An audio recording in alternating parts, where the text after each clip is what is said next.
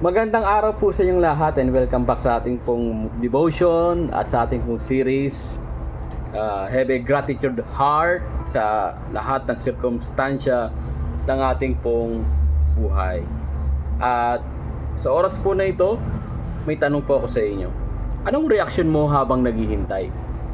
Can you trust God and thank Him even when it seems that nothing is happening? Ang ating pong text ay matatagpuan po sa Habakuk chapter 1 verse 2. Sabi ng salita ng Diyos, O Yahweh, hanggang kailan ako hihingi ng tulong sa inyo bago ninyo ako dinggin? Bago ninyo ako iligtas sa karahasan. Tayo pong lahat ay manalangin. Lord, maraming salamat. Sa araw po na ito, pinupuri ka namin, Panginoon. At patuloy na ikaw po ang siyang manguna sa gawain pong ito. Salamat po sa pagkakataon na Lord, ikaw po yung siyang manguna sa aming pong gagawin, Panginoon. Patawarin mo po kami sa lahat ng aming pagkakasala. And today, Lord God, gusto lamang po namin i-honor ka sa pakikinig ng mensahe mo, Lord. Patuloy mong i-touch ang puso ng bawat isa. Tumimo, tumatak, at tumagos sa puso po namin ang iyong salita. Salamat po muli. Gabayan mo po kami sa iyong parangal sa pangalan ni Jesus. Ang lahat po ay mag-comment o magsabi ng Amen. Willing to wait po. Sa panahon ngayon, ang dami na pong instant. Kape, noodles, express delivery, at ang paghihintay ay parang kasalanan po. Ayaw mong maghintay. Sino po sa atin ay inip na? Maging sa gawain ay inip na. Gusto nang umuwi kaagad. Kahit sa video po na ito, gusto nang patayin kaagad. And isipin mo, gutom na gutom ka sa isang fast food restaurant. Tapos maririnig mong, Sir, are you willing to wait for 15 minutes? Sino po sa atin naranasan na po yung ganyan? Ako po, naranasan ko na yan. Actually, hindi lang 15 minutes, umabot pa ng 30 minutes. Pero fast food. Hindi natin magets, di ba? Pero nangyayari po yan, for a certain period, ang dami kasi bumibili. Kaya hindi kaagad sila makaluto ng pagkain. And then mapapabuntong hininga ka na lang talaga. Naiinis ka, hindi dahil masama ang loob mo, kundi dahil sanay ka na makuha kaagad yung kagustuhan mo. And just like that, we carry the mindset into our walk with God. We pray, and deep inside, we think, Lord, sagutin mo kagad yung prayer ko ha. Kung pwede ba, now na o today na.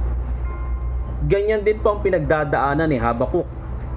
He wasn't just waiting. He was wrestling.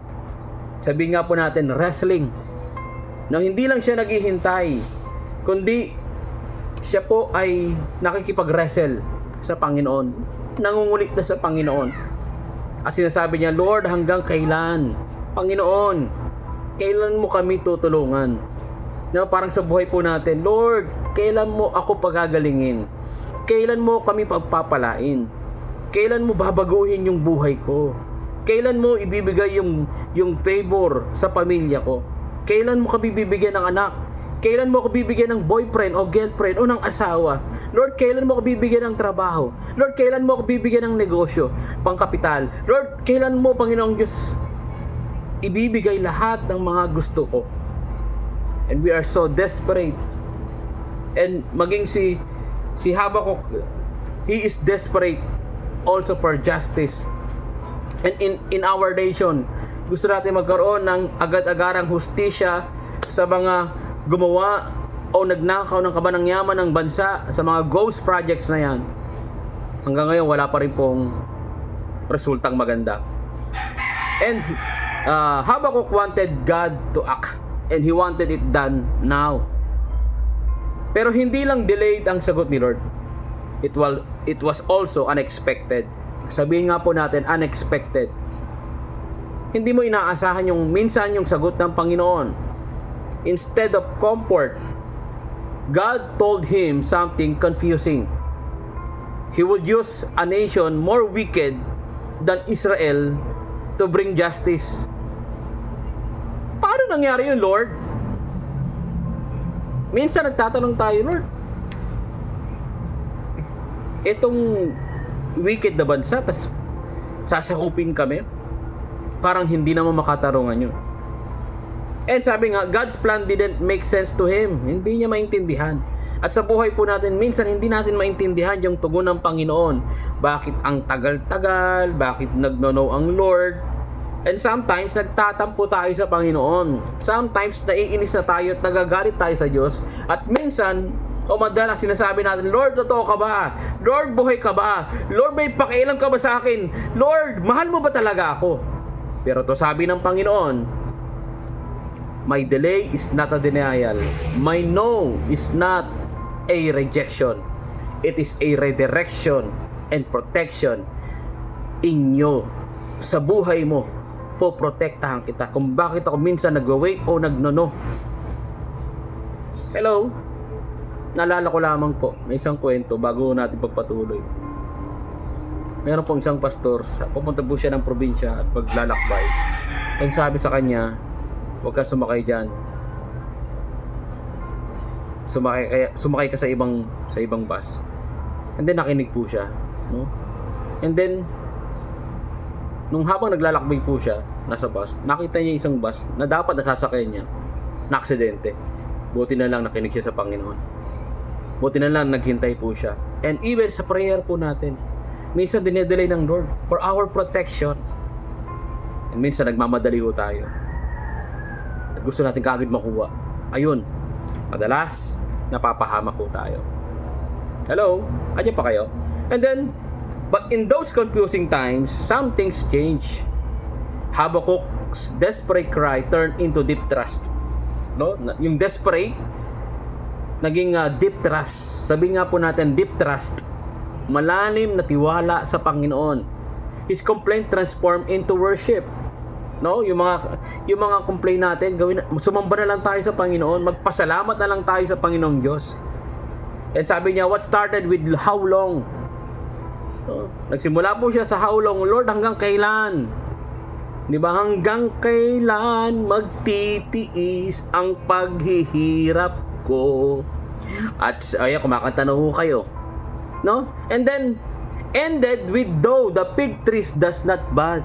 No? Kahit yung puno hindi nagbubunga, walang nangyayari, yet I will rejoice in the Lord. And the Bible says, Philippians 4:4, rejoice in the Lord always. I say it again, rejoice. Sabihin nga po natin, rejoice. No, ang hirap pong sabihin niya na nakasimangot. Rejoice. Dapat nakangiti po tayo, rejoice. Praise the Lord. Salamat po sa inyo pong pagkakabanggit at nawa maranasan po nating lahat yan. And waiting on God's doesn't mean He's not moving. Minsan, hindi lang talaga ito dumarating sa paraang inaasahan po natin. It is the waiting that He's doing His deepest work. Kaya kung nasa season ka ng paghihintay ngayon, kapit lang. Patuloy ka lang lumapit kay God. Because God is shaping you in ways you cannot see yet. I repeat that. God is shaping you in ways that cannot see yet. Hinuhulma lang ng Diyos ang puso mo kung paano ka magtitiwala sa ating pong Panginoon.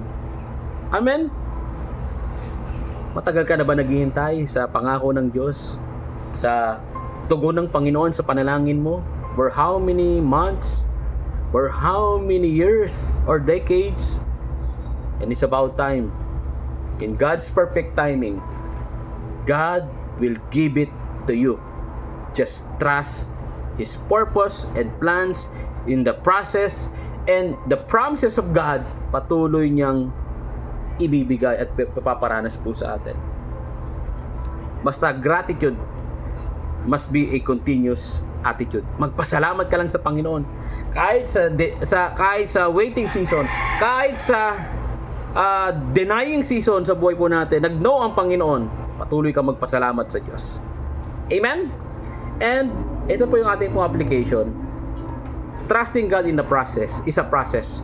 Habang mas nakikilala mo siya, mas lumalalim ang tiwala mo sa Kanya. Start today, spend some quiet time in His Word. Be honest in prayer and wait with expectation.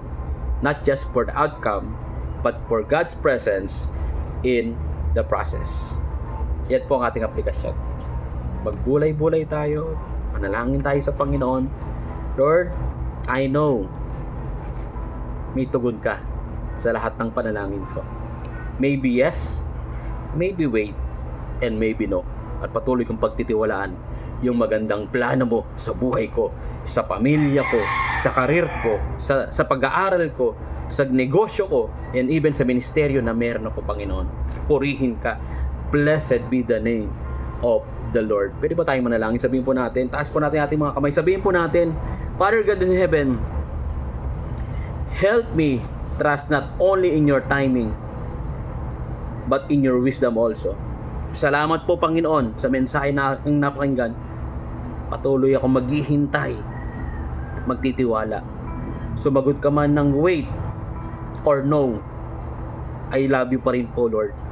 At patuloy akong maglilingkod sa iyo at susunod sa iyo. At kahit kailan, never na ako magrereklamo.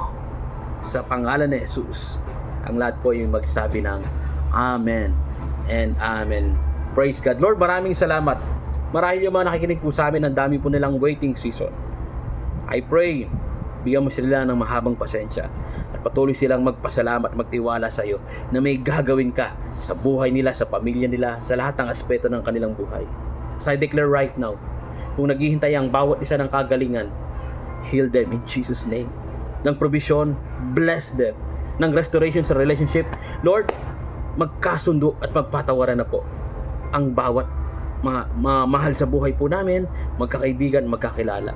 Dalangin po namin, Panginoong Diyos, sa lahat ng may anxiety attack, kay Brother Jeff, kay Brother Juner, sa bawat nakikinig ngayon, kung meron kang depresyon, in the name of Jesus, patuloy kang pinapalaya ng Diyos sa depresyon, sa pangalan ng Panginoong Jesus. At patuloy, Lord God, we declare, bukas, Panginoon, meron po kaming Mother's Day special. Guide us, Lord God, as we worship you and honor you and give tithes and offering, Lord God. At magpapasalamat po kami sa mga nanay, pananalangin namin mga nanay, at sa word mo, patuloy kang manguna sa gawain, Panginoong Diyos, tomorrow, Lord God. Maraming salamat po. Pagpalain mo ang bawat kananayan po namin. Pagpalain mo ang bawat katatayan. Pagpalain mo ang bawat kabataan. Ang LOJ family, online family, ang mga OFW po namin, nasa probinsya, nasa Metro Manila. Sa lahat ng team replay po namin. At patuloy, pagpalain mo ang church leaders and pastors, Lord God. Pagpalain mo rin po ang anniversary sa June 28, Lord God. Sa 20th anniversary ng LOJ Manila. Patuloy mong samahan ito, Panginoong Diyos, sa ilang pangdekada, Panginoon. Salamat po. As I declare right now, the Lord bless you and keep you. And the Lord make His face shine upon you and be gracious to you. And the Lord turn His face toward you and give you peace. To God be the glory. In Jesus' name. Ang lahat po ay mag-comment ng Amen and Amen. Tomorrow po, Mother's Day special na ho natin. At bukas nawa ay makasama po namin kayo, no, sa gawain po natin. Wag po kayo ma-absent, 10 a.m. in the morning, mga gawain po sa nanay po natin. Punta po kayo, maaga po tayo. And please, mga nanay, magsuot po kayo ng magandang nyo pong dress sa mga LOJ family po nandito. At sa mga nasa online, makinig kayo, invite nyo yung mga nanay ninyo, asawa ninyo na babae, lola, tita, i-share nyo ang video po na gagawain po natin bukas. Muli, maraming salamat po in advance. Happy Mother's Day. Proud kami po sa inyo. At to God be the glory po sa buhay po ninyo. See you po 10 a.m. God bless and be strong and courageous.